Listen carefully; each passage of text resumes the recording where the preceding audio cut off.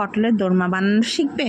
চলো শিখে নাও। পটলগুলোর আগা মাথা কেটে ভালো করে ওই পিলার দিয়ে ছিলে দুদিক ফাঁক করে নিয়েছি, বীজগুলো বার করেছি, আলু সেদ্ধ করে ওই বীজগুলো দিয়ে জিরে লঙ্কা আদা লঙ্কা সব কিছু দিয়ে ভেজে নামিয়ে নিয়েছি নুন চিনি দিয়ে। তারপরে পটলের মধ্যে চামচের সাহায্যে ভালো করে ফিলিং করে দিয়েছি। তারপরে আর কি, কড়াইয়ে তেল, তার মধ্যে হলুদ, ওই হলুদ দেওয়া তেলটা একটু গরম হয়ে এলে পটলগুলো দিয়ে দিয়েছি।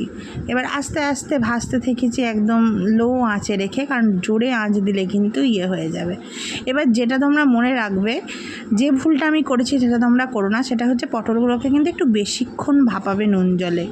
আমি কিন্তু একটু কমক্ষণ ভাপিয়েছিলাম, তাই জন্য যতটা নরম হওয়া দরকার ছিল ততটা হয়ে ওঠেনি। যারা ভালো রাঁধুনি তারা দেখেই বুঝতে পারবে এটা। তো খুব ভালো করে ভাজা হয়েছিল বলে খাওয়া গেছিলো, নইলে কিন্তু ভাপানোটা ভালো না হলে খেতে পারবে না। যাই হোক, স্টে টিউনড।